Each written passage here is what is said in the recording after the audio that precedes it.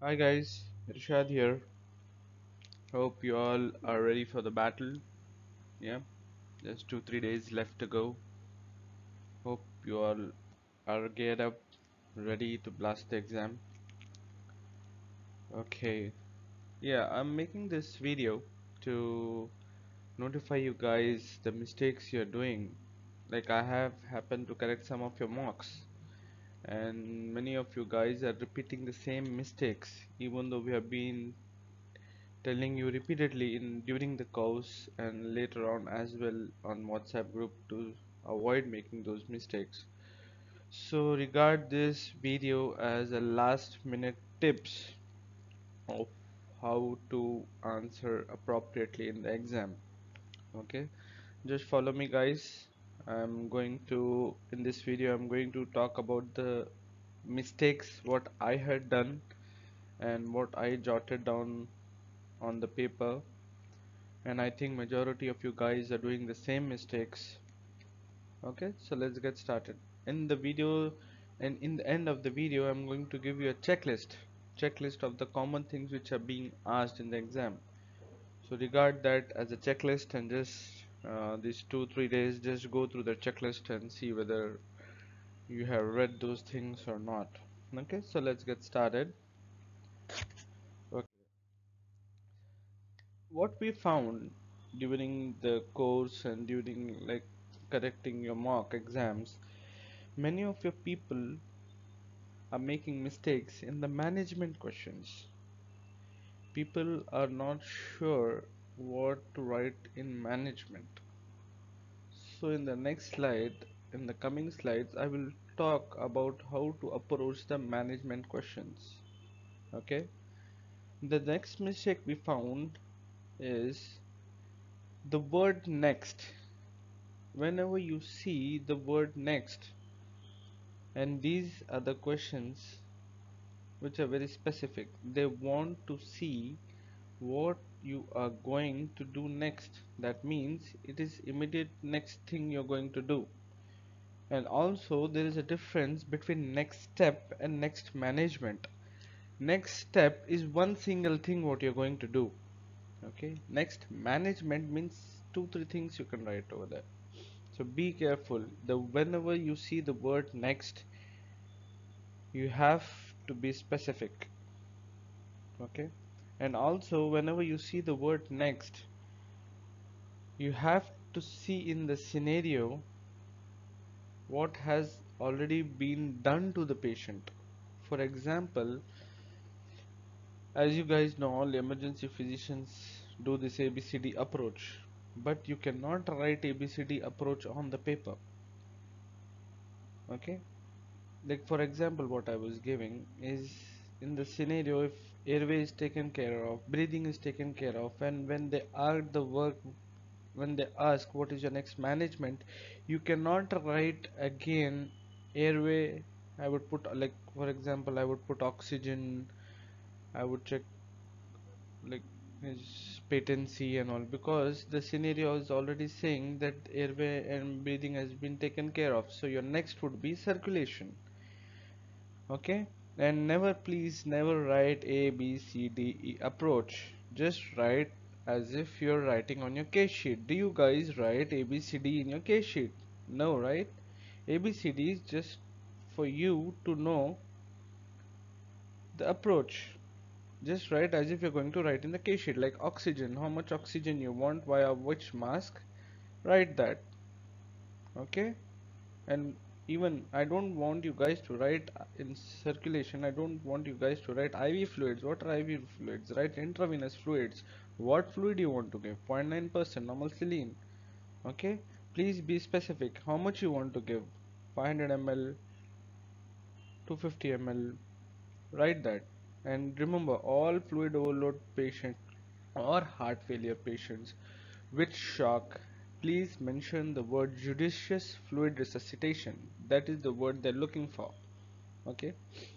Okay, next the picture question. Majority of you guys are missing on picture questions. Okay, let's talk about it in my next slide, like how to correct those. I think many of you have given this exam previously and you were confident of the answers. Some of the answers you were confident and you expected to get 3 out of 3 in those answers, but in your feedback you either got a 0 or 1. That really annoyed you, right? So I will tell you what mistakes we are doing in that. See, for example, there was a question of winging of scapula last time, I think in March diet. So in the March diet, when I approached the question of winging of scapula, the first question was, "What is your diagnosis?" There's a photo. There was a photograph of winging of scapula. The question, first question was, "What was the diagnosis?" I wrote winging of scapula. I was very happy. Next question was, "What is the muscle involved?" I wrote serratus anterior. I was like, damn proud of myself. The third question was, "What is the nerve involved?" I wrote long thoracic nerve. I was so happy that I thought I nailed the question and I have to get 3 out of 3. But unfortunately, I failed that exam, and in my feedback, when I saw, I got 1.5. You know why I got 1.5? Because I forgot to write the side of winging of scapula. The answer should have been right winging of scapula, right serratus anterior, and right long thoracic nerve. This is why, this is where we are making mistakes. We are not writing the answers completely. We are just writing it abruptly, or like half answers are being written. Okay, please don't forget to mention the side of the things, even in your x-ray questions. For example, Colles fracture, people are not writing which side is broken. Understood? Even like I have seen many of you guys, Colles fracture or Smith's fracture, they're just writing fracture of distal radius. That's it. Even a layman can see the X-ray and tell you that it's a fracture. So what is the difference between you and a layman? So describe the X-ray appropriately. Describe starting with side, which side of the limb the X-ray is off. Okay? Start with the side and other things. Then angulations, whatever you want to write, but please describe the X-ray completely. Okay, and then next thing, if you are stuck in a question, you people are thinking like consultants. You think you are the supreme being on this planet and you don't write to call for help. Always we are making these mistakes. You think you are a consultant, you think you are the supreme being, and you are not asking for help. Okay, think like a junior always, and if wherever appropriate you have to write call for help, or call your senior ED physician, or call if it is in airway management, call for anesthetist, call for help. Don't always think you are a consultant. You are a junior in this exam. You might be a consultant at your workplace, but in this exam you should think like a junior. One more mistake what we are doing is we are taking a lot of time for a single question, and we are losing time eventually, and we are losing on the questions which are easy at the end. We are unable to attempt some questions which are there in the end. So I want you to like skip the question if it is taking too much time and come back to it later. So this is what I did in my exam. The scenarios, the questions which were taking me a second read of the scenario, I skipped them and came back later. Okay, so try not to waste time behind a question. And finally, you are jumping to the diagnosis. When I have seen many people, when they are reading the scenario, they become biased. They formulate a diagnosis and they don't read the whole scenario completely, though the stems are asking something different which are not even relevant to scenario sometimes. Okay, so be careful. Don't directly jump to the diagnosis after reading 2 to 3 lines of a scenario. Read the scenario completely and then go for your answer, please. Okay. Okay, the solutions are pretty simple. I want you to think like a junior. What would you do if you are a junior of the department? Like, start with call for help. Okay, read the whole stem and question carefully. I want you to read the questions carefully, because many of times As I said, airway is taken care of, breathing is taken care of. The thing next thing they will be asking for you is to concentrate on circulation, and you guys again start with your airway breathing. Do you think if I am the examiner, if you are the examiner, will you give marks for that? No, right? So I want you to read the questions carefully and then write your answers. So before attempting, see what already has been done in the scenario and then answer. This is very important. See, if you write the right answer also, but you have written something nonsense in the starting, and even if you have written the things which are already been done to the patient in the starting, and you have written the right answer at the bottom, I will not give marks for that. Many of you people are doing in the mocks also, people have written the correct answers, but they have written the correct answers as the third or fourth point, which will not be considered at all by the examiner. And we feel that we have written everything right and we blame the college to be biased, right? So be careful.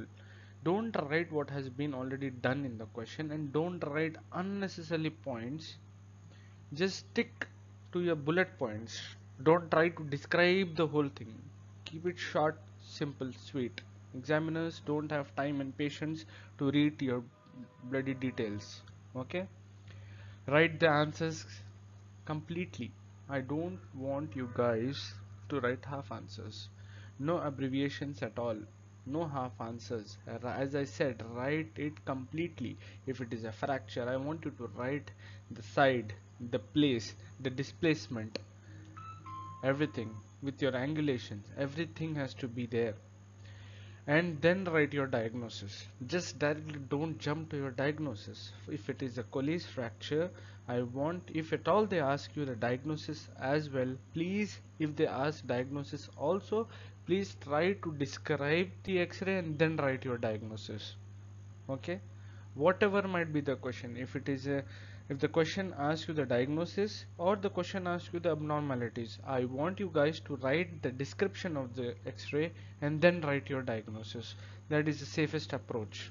Okay, then write as you write in your case sheet. This is simple advice I want you to follow. Do you write ABCD approach in your case sheets? No, right? You write what you want to give and how much you want to give in your case sheets. So please follow that. Write best answers first. This is the most important point. This is the point I have just now added. In your mocks, people have written right answers, but at the bottom they have written nonsense things in the starting of the answer and have written the actual things at the bottom. That will not fetch you marks. Those right answers will not be considered and you will get a 0. Please write your best answers first. Being Asians, we like to keep the best things at the last. I know we all Asians do that. We like to keep the best thing at the last. Please do not follow this pattern in your examination. I want you to keep your best things at first. And also, if they are asking 2 points, write 2 points. Why you want to waste your time writing the third point? Even if your third point is right, they will not consider the third point. And college nowadays are being specific, and they're being specific of how many points they want. So see, read the stems also carefully, like how many points they want. Okay. If you are stuck in a question, think as if the patient is right in front of you. Okay, think, if you're stuck in a question, what would you do if the patient is right in front of you? Okay, if you're stuck in a question. And the final point I want is, never forget or don't hesitate to take help. This doesn't mean to take help in the examination. Okay, this means to remember to call for help in your answer, right? Otherwise later on you guys will cheat in the examination and get caught, and then you will tell, Arey, Dr. Irshad told, don't hesitate to take help. This point doesn't mean to take help in the examination. This, what I want to emphasize here is, wherever relevant, you write call for help. It could be either your ED physician, It either could be your referral, specialist referral. It could either be an anesthetist for your difficult airway. Okay, please remember those things. Okay, now many of you guys, as I said, management questions are going wrong. People are writing some nonsense in the paper. See, management questions, I don't want you guys to write ABCD approach on paper. Please, repeatedly I'm telling you. If at all, when you're writing, you are getting the answer as ABCD, just step back and think once again and see where you're going wrong, because as I told, some components of your ABCD will already be done, and I don't want you to repeat what has already been given in the scenario. Please do not write ABCD approach. I've highlighted it in red.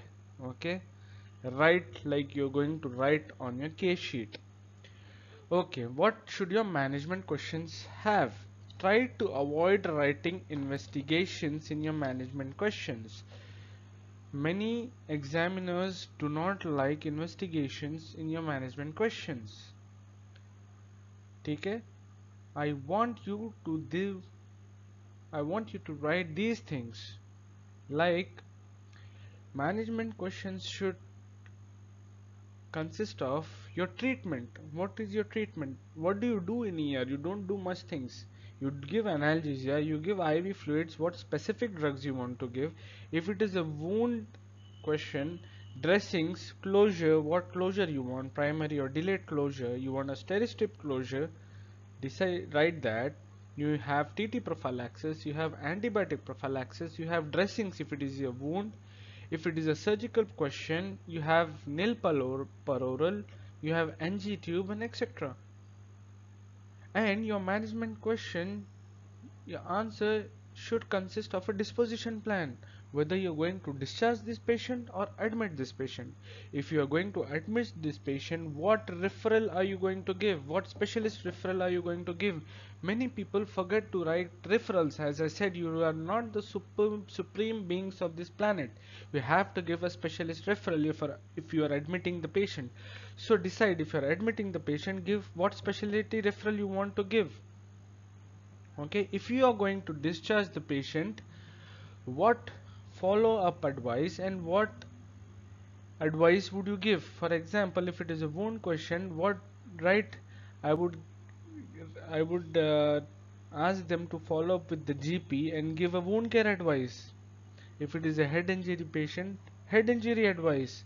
If it is an epistaxis patient, epistaxis advice. Okay, if it is a febrile child, fever advice. If you are discharging the patient, write relevant follow-up and advice you will give to manage the condition. If you are admitting the patient, write this what specialty you are going to admit. So these are the things I want in the management questions. And I said next step and next management are two different entities. Next step is single one thing, next management is 2 to 3 things. Your management should consist of these things. Okay, try to avoid writing investigations, though the college paper says that you can write the most appropriate investigation, but I would say try avoid writing investigations. Okay, how do I approach? This is what I made on a piece of paper before going to exam. So what approach I followed was, I read the stems first, then I read the trunk. Trunk is the scenario. Read the stems first, then the trunk. Then just before answering, I just went back to the scenario and saw what has already been done to the patient. Okay, then I wrote my answer. Okay, for example, I'll give you a simple example. In my initial attempts, there was a question of tension pneumothorax. I saw the picture and I saw the stem first. The stem read, what is your next step? And when I saw the picture and I saw the stem, I formulated my answer, and the answer what I got was needle decompression. I was happy. Oh, I know this answer, but I got a 0. because somewhere in the scenario it has already been written that your junior has performed a needle decompression. So your next step would be an ICD, right? So be careful. Just see what has been done.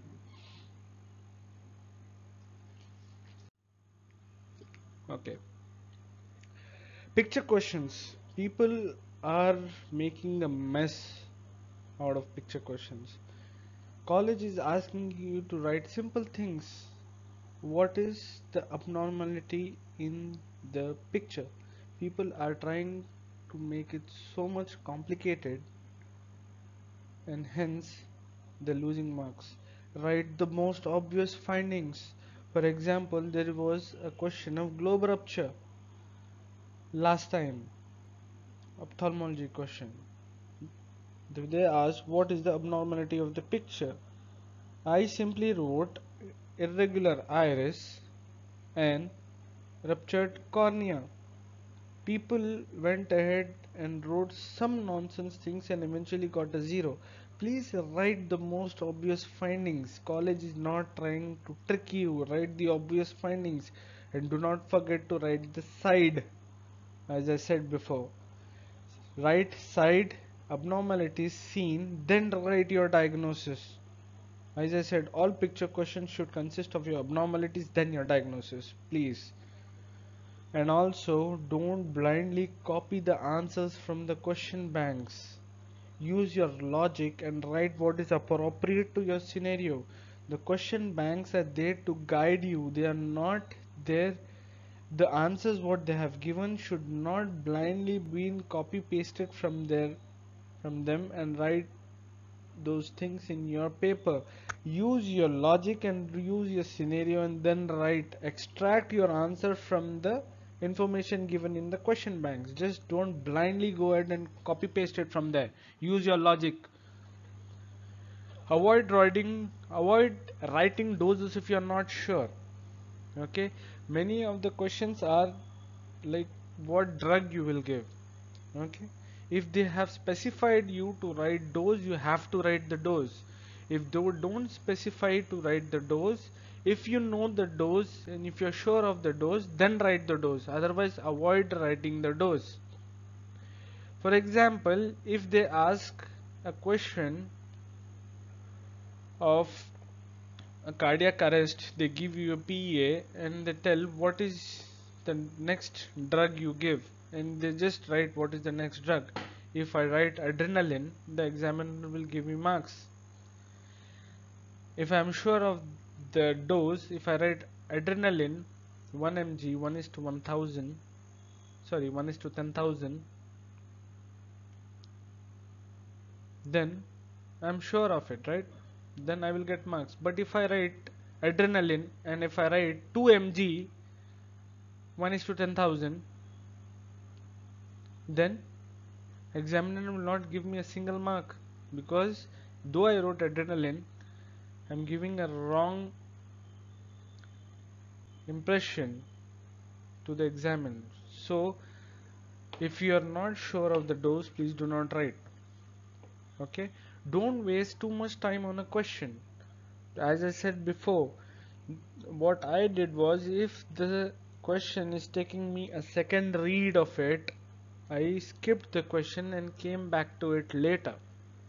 But make sure you come back to it later. Okay, don't waste too much time on a single question, because what I felt was the questions in the end are much easier and straightforward than the questions at the start. Okay, so please do not waste time on the questions which you're not getting it immediately. Skip, come back later. Okay, and as Sajjad sir say, every 30 minutes review yourself. Review yourself means just see in which question you are there. You should be able to finish 11 questions in 30 minutes. This should be your target. Okay, at least of 11 questions in 30 minutes. Every 30 minutes just see where you are at your question number, and from there you can change your speed, whether to gain speed or go a little slower. Okay, please review yourself every 30 minutes. And yeah, the most important, attempt all questions. I want you to attempt all questions, write neatly. Many of you guys are writing the right things, but if the examiner cannot understand what you are writing, they will not give you marks. Because imagine an examiner correcting the papers the whole day, and just before going home he is frustrated. He does not have the patience to try and read what you have written. Okay, please write legibly, please write neatly. Okay, even in your practice I want you guys to write neatly. It is a legal binding to the doctors to write neatly. Okay, please write neatly. Okay, that was enough of tips to write the answers. Now let's move on to, like, I have jotted down some of the things. You can regard these things as common topics or a checklist for your last 2 to 3 days of your preparation.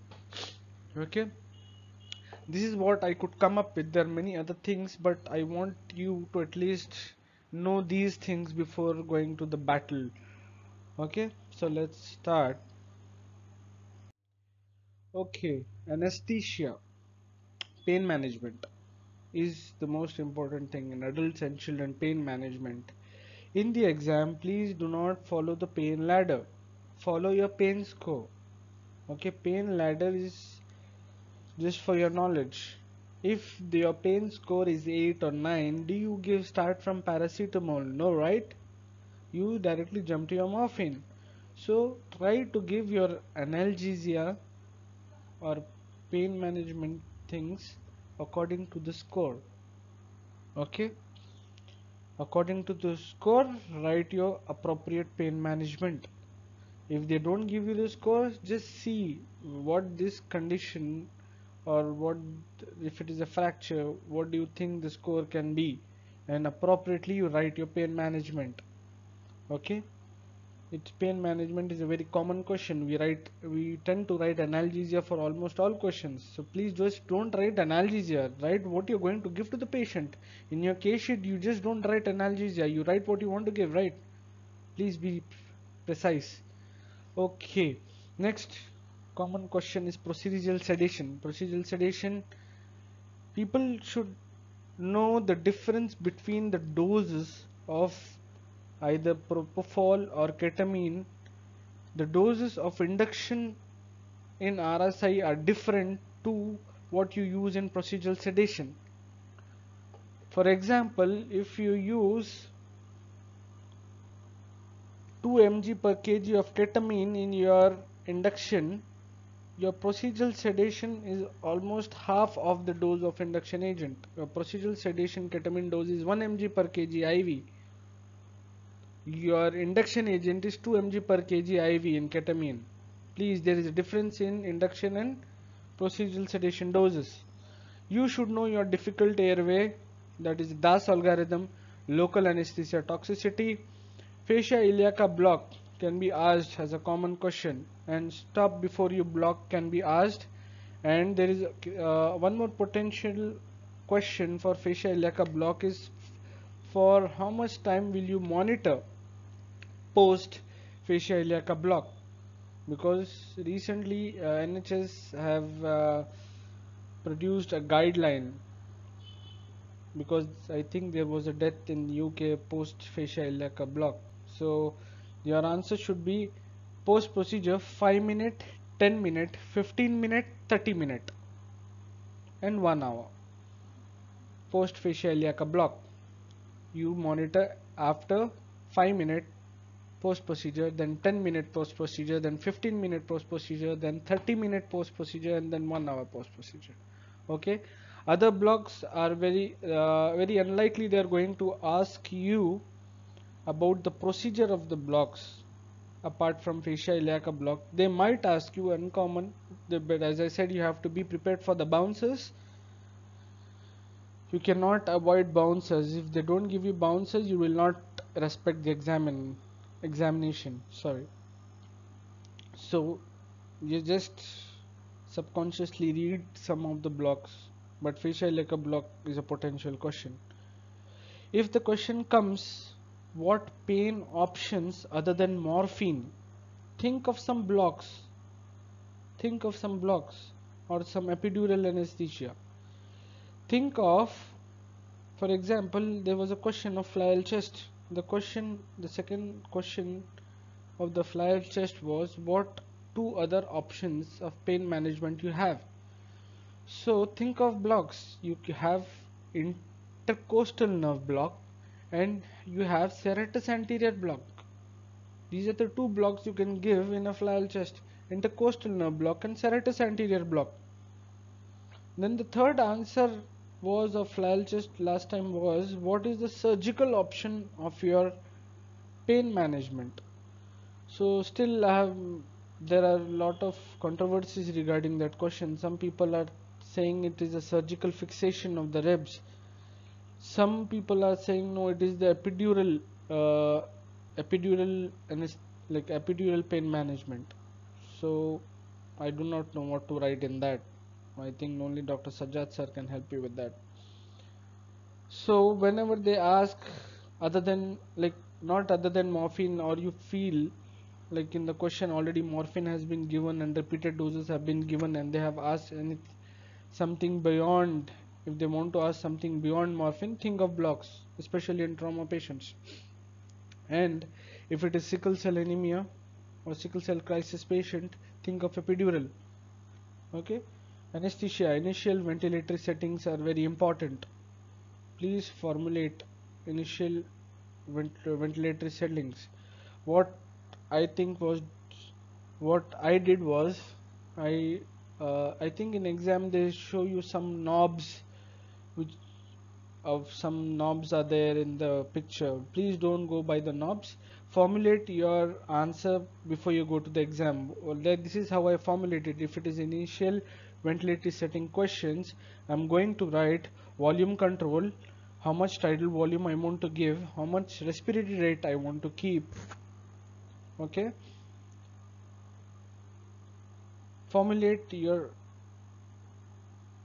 answer before going to the exam. This is what I did. Mode, volume control. Tidal volume 6 to 8 ml per kg. Respiratory rate 10 to 12 per minute. PEEP 5. Okay. FiO2 100%. Titrate it down to keep more than 94% saturations. You can also write I by E ratio. Okay, don't go by the knobs and get confused. Formulate your answer before you go to the exam and stick to it. They can ask you lung protective mechanisms. If the scenario is saying the picture of ARDS or lung, they specifically ask you for lung protective mechanisms, you have to be precise. Lung protective mechanisms are directed to keep the tidal volume at 6 ml per kg. Okay, and peak plateau less than 30 centimeters of water. This is to keep, and yeah, also permissive hypercapnia. This usually is done in ARDS picture to avoid barotrauma, volutrauma and biotrauma. Okay, oxygen calculation for transport. I would advise you to write the formula and move on. Okay, then you have a potential question of Mallampatti views and Cormac and Lahane. Sorry, I couldn't write here, I missed it. Mallampatti views and Cormac and Lahane. Okay, remember to call for help if you have a scenario of difficult airway. Remember these three things: call for help, that is your anesthetist; call for difficult airway trolley; call for surgical airway trolley. If the scenario is showing a picture of difficult airway, these three things should come to your mind: call for help, call for your airway trolley. Difficult airway trolley, call for your surgical airway trolley. A potential question is tube dislodgement. It could be either tracheostomy, endotracheal. So there is the algorithm of this. Please go through that one day before you go to the examination, and please, I want you to go down the algorithm. Don't go up the algorithm. For example, the question last time was, how will you like after attach, like in the first question you have attached the water circuit. The answer was like attach water circuit and all. The second question, how will you confirm tube dislodgement? So answer there should have been no normal ETCO2 monitoring, no chest rise, no spontaneous movement of the water circuit. But people went back the algorithm, and again they have written hypoxia, they have written cardiovascular instability and all. You are going up the algorithm. Please do not go up the algorithm, go down. When you have written water circuit, it is, if they ask what is the next thing, you should go down the algorithm. You should not go the algorithm in reverse, be it any algorithm. Try to go down the scenario, not past in the scenario. Okay. Resuscitation, I want you guys to read. I think more like you should have been familiar with it by now. ALS with modification for special circumstances like hypothermia, pregnancy. There are some ALS modifications. I want you to read it. Okay, and also as I said in the course, that I want you to answer the like current joules, how much joules are going to use as per the ALS guidelines, not ACLS guidelines, because many examiners are not giving marks if you write according to ACLS. Okay, please write according to ALS guidelines. There is no much difference, there are very minor difference. It will take you 10 minutes only to see that. Go to resus.org.uk, you will find it there. Okay, the potential question is also anaphylaxis versus angioedema, differential points in history. Please, it's a potential question, it has been asked before. Go through your sepsis bundles. Okay, let's move ahead. Procedures. See, procedures, what they are concentrating on these days are like what I have seen in the exams and questions. What I've seen in exam and questions, they are asking things like how to avoid complications, how to troubleshoot, indications, contraindications, and major complications. For every procedure, you need to know these 5 things. For example, like last time there was like a question on ascitic tap. The question was, what is the complication and how can you avoid it? So for every procedure, I want you to at least know I want you to at least know 3 major complications and how you can avoid them. Okay, I want you to know the indications. I think everyone knows it by now. And I want you to know the contraindication and at least one absolute for every procedure. Absolute contraindication is more important than the relative contraindications, right?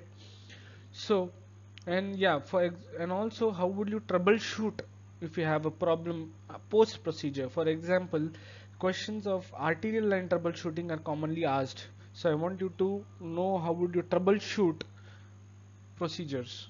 Post procedure, how will you troubleshoot if you have a problem? Okay, the most commonly asked procedures are arterial line, chest drain, Seldinger or open, ascitic tap, central venous access, IO, pacing or defibrillation, endotracheal intubation. Since we are at pacing, there was a question last time. There was a rhythm. Showing pacing. Like there was a scenario like pacing has been started by a junior or by a nurse, and they get stripped to you, a patient with history of syncope, in the strip you see the QRS complexes are somewhere and the pacing rhythm is somewhere. There is no correlation between them. When there is no correlation between the pacing rhythm and the QRS complex, that means there is no electrical capture. Practically every pacing rhythm, you know how the pacing rhythm is, it is just like a straight line. Every straight line of a pacing rhythm should be followed by a QRS.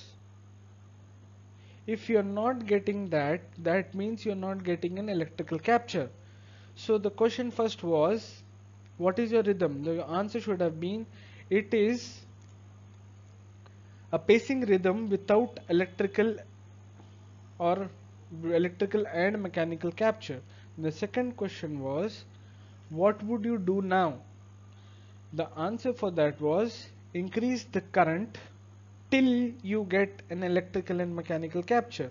The third question was, what do you do if the above procedure fails in your ER department? They were very precise. What would you do in your ER department? Many of you wrote transvenous pacing and all. You don't do that in your ER department. So there they wanted to see how will you troubleshoot your pacing. So your answer should have been, check pad positions, consider it placing antero-posteriorly, and then give your cardiology referral. So they wanted to see how are you going to troubleshoot your procedure, what you have done. They didn't want you to write transvenous pacing. Okay. And also, yeah, endotracheal intubation, anything can be asked from that. Okay, common competencies, what I feel is they can ask you tetanus prophylaxis, needle stick injury, warfarin. Okay, warfarin in INR has not been asked last time. I'm very likely they are going to ask this time. They are going to give some scenario. Most common scenario they give you some elderly man on warfarin recently had an respiratory tract infection. Some antibiotics started by his GP. So this scenario can come up, and like how would you manage the INR? Please read that carefully. Yeah, wound care is a common question being asked. Wound care, how would you like, wound care is a common competency. Like I said, think of TT prophylaxis, antibiotic prophylaxis, dressings, closure, and advice. This is your wound care. How would you close it? Whether you want primary delayed, dressings, TT prophylaxis, antibiotic prophylaxis, advice, and yeah, think of your district nurse as well for your dressing change, please. Okay. Yeah, history taking. Last time there was a history taking of non-accidental injury or domestic violence. Last time, history taking sexual history is also important. There was a question on advanced directives last time. Okay, as I remember, the question was, you had a patient in which you have established that he is lacking mental capacity, and then they asked you that how would you, what would you, I think the question read something like this, like what would you see, or like you like some from some way you have come to know he has an advanced directive, and what would you do next? So people again went and they have written, check for mental capacity, though the scenario is telling that you have established that he is lacking mental capacity. You have people, majority of the people have written to check mental capacity, but the answer there was to see the validity of your advanced directives. Okay, how would you, the question they wanted to ask, how will you assess for validity of advanced directive? And people have written, like as I said, go down the scenario, not up. People have gone up, and again they have written to check for mental capacity, so be careful. Yeah, consent is a very common question that is been asking. You should know, like, who can consent. The patient himself can consent. If the patient lacking capacity, it is the doctor who to decide. If the patient is lacking capacity, think of whether he has advanced directives, whether he have an LPA, that is your lasting power of attorney. If you are unsure, treat in patient's best interest. If only lacking capacity, if the patient is having capacity and if he is not consenting, even if the patient is dying, uh, you have to leave him. You can only go against his wishes if he is registered with some mental health, is having some mental health issues in the past, only then you can go against his wishes. Otherwise, if he is having capacity and no past history of any mental health issues, then even if he is dying, you cannot do anything. And also consent, young people less than 16 years can consent for the treatment. They cannot refuse the treatment. People less than 16 years of age can consent for the treatment. We have to discuss with them. They can say yes for the treatment, but they cannot refuse the treatment if it is a life threatening situation. Okay, there is a, and also, yeah, consent also you have to just have a look on Gillick competencies. Okay, then LPA, DVLA is a very potential question. DVLA is asked lot of times. DVLA, when do you inform DVLA, when do you don't inform DVLA? And questions can be asked like, in spite of you advising patient not to drive, you have seen him driving, so what do you do? So you have to write that I would, if you see the patient is driving, so you should say that I would inform the patient that I'm going to inform the DVLA, and then send a written letter to the patient that you have informed the DVLA. Okay. Next, alcohol. What is harmful drinking? What is hazardous drinking? There is a difference between them. Now, what advice you would like to give, and what is your allowance? Okay. Never events. There was a question last time of an accidental insulin overdose. What is that event called? That event is called never event. There are a lot of never events for the hospital. What I could come down, which is relevant to emergency department, is insulin overdose, wrong potassium correction, okay, patient fall from the stretcher, and wrong side block, nerve block or whatever, wrong side block, are relevant never events for the emergency department. Know these things. This event is called never event. Remember, any patient with a wound, I think there was a question like what two specialties other than medical specialties you want to refer to. A patient, I think, was a diabetic foot or a wound, I don't remember. Those answers were district nurse for your dressing change and occupational therapist to help for day-to-day activities, right? These are the two things for common competency. This, I think, something from this is going to come up for the exam. Okay, for surgical, I want you to go through this as a checklist. Dissection, aneurysm, obstruction, volvulus is going to come in the examination. Perforation, I think, yeah, volvulus, I wanted to mention the one thing that the question, I think, two died, yeah, two exam back, there was a question on volvulus, like what is the immediate thing that can decrease the symptoms. Many people wrote flatus tube. Please do not write flatus tube, just write nasogastric tube, no flatus tube, please. Okay, you can have perforation, you can have renal colic, acute urinary retention. There was a question on acute on chronic urinary retention, like in March. A big bladder, if you can remember, if you guys can remember, there was an X-ray with a big bladder, and recently the patient was started on by some drug by a GP for his bedwetting. So the diagnosis for that was acute on chronic retention. And what are the complications are, if you catheterize, you might have bleeding, you might have dyselectrolytemia like hyponatremia, because of diuresis. Okay. Okay, torsion is another important. Testicular torsion is a clinical diagnosis in ER. You only get an ultrasound Doppler after liaising with the urologist. You don't decide yourself. Okay. Orbital, from ophthalmology, orbital cellulitis is going to come up this time.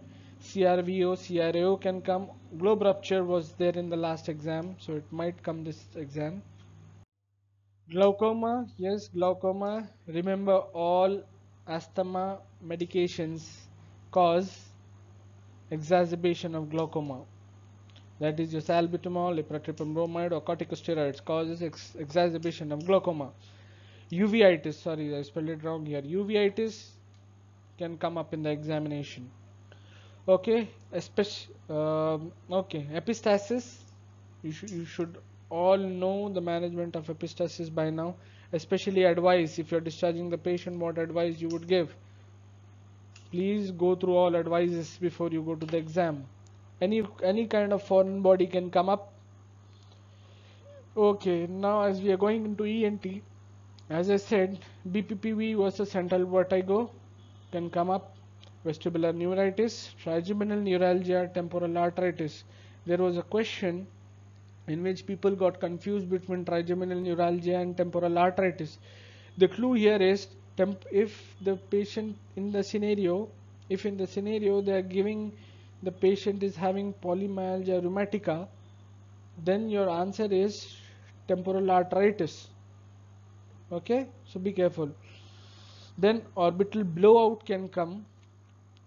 C for teardrop sign and your eyebrow sign. Then a tripod fracture can come. Lee-Ford's fractures can come, and there was a bouncer last time, dental fracture. Please go through that. That was a bouncer last time, dental fracture. Okay, see, many things can come. These are the things what I could think of. So I want you guys to at least know these things. Okay, whenever you have an ECG, these are the things what you can think of. You can either have a long QT.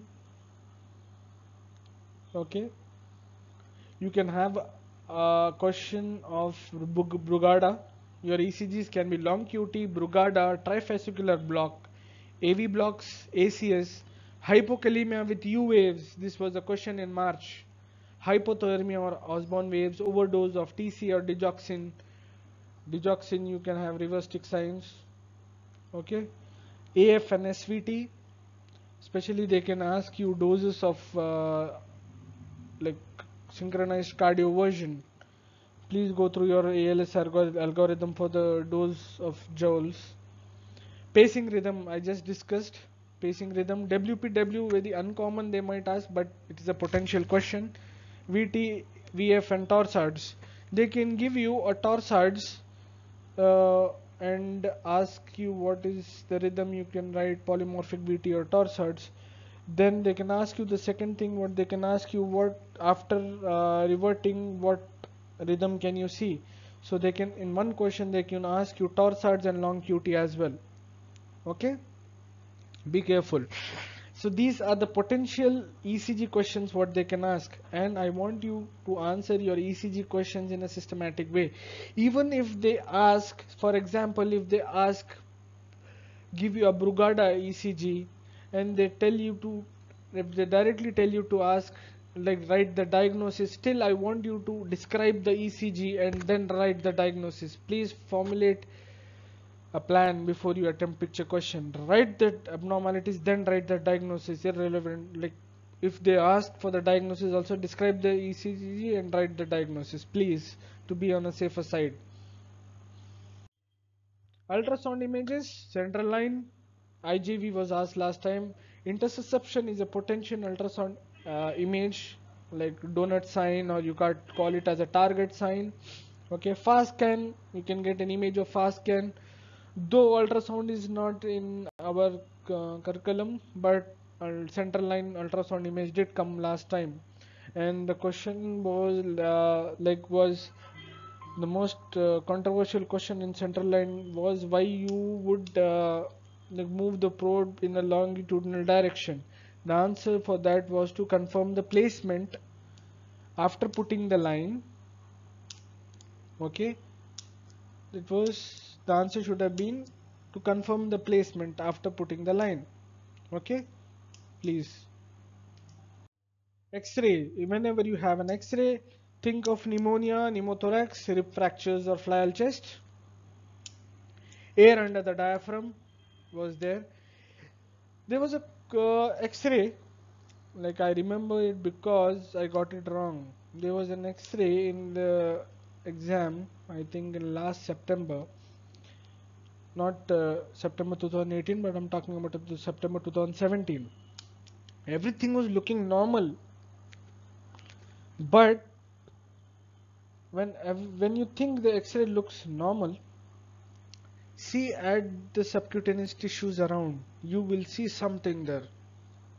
Okay, will see something black there. You will see subcutaneous emphysema, and see the scenario: young patient with vomiting, with chest pain. I think it is something Mackerel's triad. Yeah, vomiting, chest pain, subcutaneous emphysema is the triad. So when everything looks normal, you think everything is normal, then look at the soft tissues. Don't forget to look at the soft tissues when you think everything is normal. It can be a Boerhaave syndrome. Okay, you can have a PT. Very unlikely they'll give you a pulmonary embolism X-ray. Remember about Hampton's hump and Westermarck sign. Okay, very unlikely they will ask, but they can ask. Usually in pulmonary embolism you will have a normal X-ray, but sometimes in 2 to 5% of people you will have Hampton's hump and a Westermarck sign. I don't think anything else will come up in the chest X-ray apart from these things. Other pictures, you had a picture of magnet last time.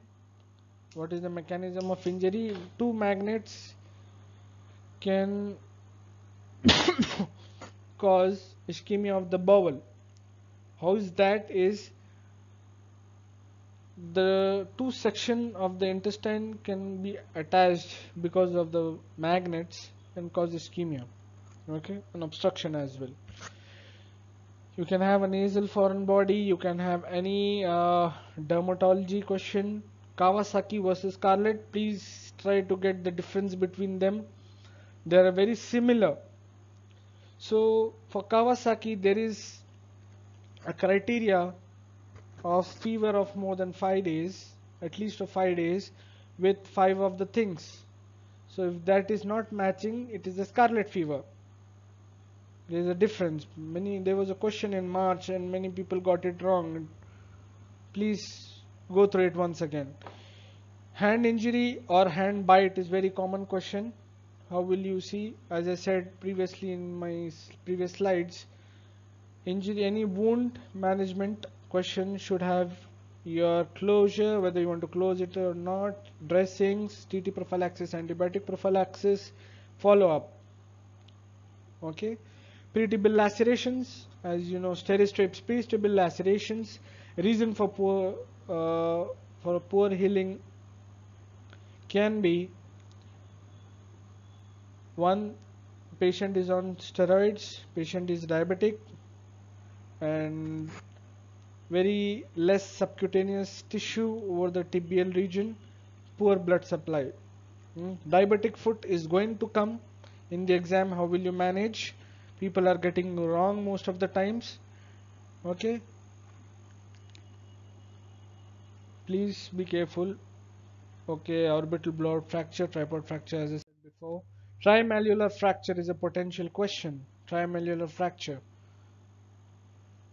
So I remember there was a question.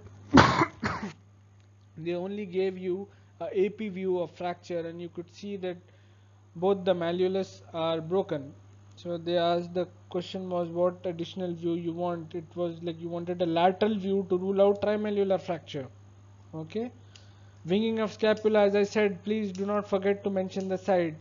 One thing is that any anatomy question can come up in the examination. I have seen that they are like winging of scapula or something, they can ask some anatomy questions, so be careful with that. Pelvis x-ray, it can be SUFI, Perthes, or it can be femoral head, sorry, neck of femur fracture. Okay, you can have a shoulder dislocation, anterior posterior. Many of you guys are getting confused. If it is a post in light bulb sign is seen only in a posterior dislocation, not anterior. Please be careful. Posterior dislocation of shoulder is a light bulb sign. Pediatrics, anything can be asked from pediatrics, but these are important. Please read about Brui. Brui is very hot these days. Please read about Brui.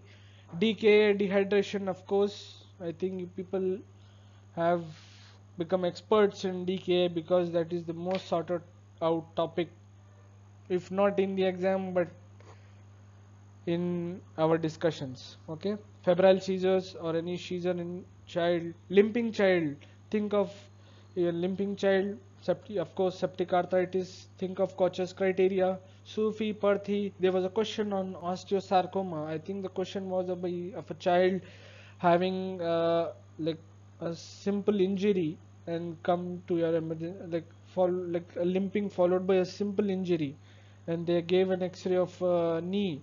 Many people got it wrong. It was an Ewing sarcoma or osteosarcoma. So just read about it. Okay, toddler's fracture, Osgood Schlatter, Salter Harris. Please go through that. Duct dependent lesions, Kawasaki, as I said, Kawasaki, scarlet, measles, complex spots, my favorite questions. Fever in children, you should know your traffic light. Meningococcal disease and HSP. HSP was there in the last exam. Asthma, NALS, PALS, NAI, and accidental poisoning. There was a question on accidental poisoning of, I think, carbon monoxide poisoning in March. Okay, NAI, they might ask you like history, what history would suggest of NAI, or what examination, like what are your examination findings of NAI, what history findings of NAI. So there's a difference between history findings and examination findings.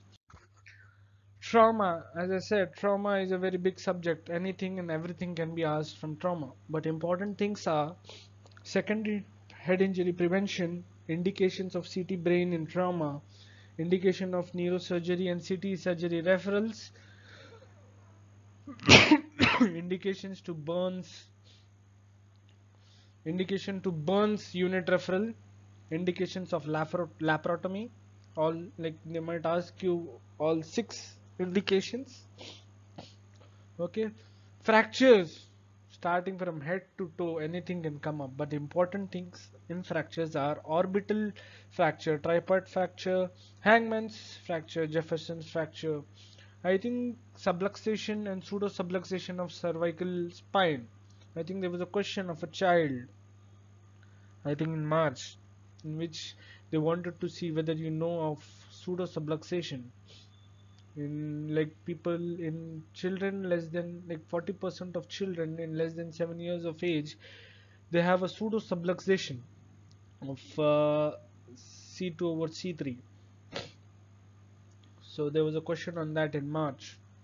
Clay-Chauvel's is a potential question. Central cord syndrome is going to be there in your examination. Shivora is also going to be there in your examination.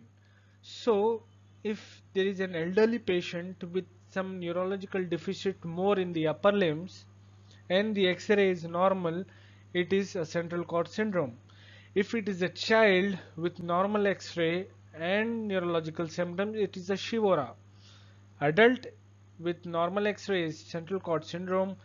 Child with normal X-ray of spine, cervical spine, is Shivora. Shivora is spinal cord injury without radiological abnormality, full form. Then you can have a chance fracture, L1 fracture. Think of abdominal injury also when you have a chance fracture, L1 fracture. There was a wedge compression fracture, I forgot to mention here, wedge compression fracture. Okay. Shoulder dislocation, elbow dislocation. There was a question on elbow dislocation, so you should know, like there was a question on how would you reduce elbow dislocation. Just go through that once. Montegia, Galeazes. Okay, Colles, Smiths and Bartons. People are very confused with these uh, fractures. All of these are distal radial fractures. Just do not write distal radial fractures. Okay, Colles. So the confusion is about the angulation. In Colles fracture, the distal end is displaced dorsally. Colles, distal end of radial fracture and distal component of fracture is displaced dorsally. In Smiths, it is displaced ventrally. But if there is an intra-articular fracture, be it Colles or Smiths, whether be it distal displacements or dorsal displacement, if there is an intra-articular connection, then it becomes a Barton. It is no more a Colles or Smiths. It is a Barton. Okay. Bennett's and Rolando fracture, important. Gamekeeper's thumb, boxer's fracture. Lisfranc is going to be there in your examination. Jones fracture. Knee dislocation is also important.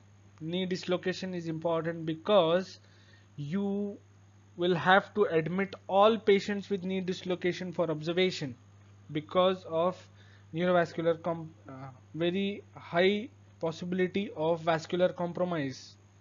Okay, and also you measure ankle brachial index in your knee post reduction of knee dislocation. So I want you guys to read about indications of ankle brachial index in your emergency department. At least you should know 3 conditions. One is knee dislocation. One is, I think, to see the vascular complex. I don't know, like just go through that. I don't remember. Just I want you to know 3 indications of ankle brachial index, like to see for any vascular insufficient. I think, yeah, it is knee dislocations. It is to see for vascular insufficiency in lower limbs when you have a chronic ulcer. And one more, like just go through the text. I think it is there in Musa Isa. Okay. Then ankle dislocation or subtalar dislocation. There was a question in that, as I remember. So the question was, when do you like immediately reduce it? So I think the possible answers could be, one is when you have a neurovascular compromise, or when you have severe pain, or when you have skin tenting. Skin tenting means the skin is getting stretched so much you feel that if you do not relocate it immediately, it might become an open fracture. Okay, they can give you a fast scan. Next, they can give you a fast scan image and tell you what is it, ask you what is it. Okay, next, toxicology. Paracetamol, salicylate, carbon monoxide. Whenever they ask you carbon monoxide with high lactate level, give you high lactate levels, think of cyanide. TCA, neuroleptic malignant syndrome, serotonin, lithium, digoxin, iron, and the last time there was a question on acute dystonic reactions. Okay, acute dystonic reactions, and there was a picture of oculogyric crisis. So please read about that. Obs and gynec, important things are ectopic pregnancy, PID. PID, please just have a point, read a point or two about vaginal candidiasis, trichomonas vaginalis. There was a question on chancroid in last September 2017. Chancroid, syphilis and bacterial vaginosis. Read a point or two about this. Okay, STDs. Whenever you think the patient has STD, don't forget to refer to a gum clinic. Everyone, majority of us forget referrals. Please remember referral in your managements. Miscarriage and antepartum hemorrhage. There is a question. There was a question of like a 20-year-old female patient with 28 weeks of pregnancy, the first question with spontaneous bleeding. The first question was, what is your diagnosis? Second question was, the patient suddenly started having sweating and went into hypotension. What is your diagnosis? Third was, what would you do now? So the majority of you guys have written spontaneous abortion as first. What is your diagnosis? Second, when question was patient went into hypotension with sweating, people wrote cervical shock. Third question was, what will you do now? People wrote to remove the products of conception with the sponsorships, right? But the clue here is the gestational age. Spontaneous abortion only happens in less than 24 weeks. Antepartum hemorrhage happens more than 24 weeks. So they go by the weeks of gestation. A bleeding pregnant woman less than 24 weeks is abortion. More than 24 weeks is antepartum hemorrhage. It can be abruptio placentae, placenta previa. Okay, this, don't get confused. So the answer there was concealed. It was a concealed hemorrhage of abruptio placentae. Emergency contraception can be asked. Preeclampsia, eclampsia can be asked. Okay, these are the potential topics what can be asked in the examination. Next, the most important checklist is to maintain your composure, and you also need good luck. Yeah, you know why you need luck and composure? Many of you guys are becoming anxious and writing wrong answers. And luck you need because you need to get right points at the right time. Okay, and also, yeah, of course, you should be prepared. You need luck for the bouncer questions as well. Please maintain your composure throughout your examination. And good. Yeah, finally guys, I want to give some advice. Now you guys are prepared for the battle. Yeah, I know you guys are damn prepared for the battle. You have all your guns and your weapons ready in place. So relax now. Stop cramming up new concepts. Stop reading new things. Don't try to read new things and get confused. Don't try to add new resources to your preparation. Stick of what you know already. Like, create your own checklist or just checklist which I have given in this video. Just try to follow for last 2 to 3 days. I don't want you to mug up everything again. Just go through the things which you are not comfortable with. Sleep good, take good night's sleep daily before the examination, and spend some time with your family. Yeah, it helps to like bust your stress when you spend time with your family.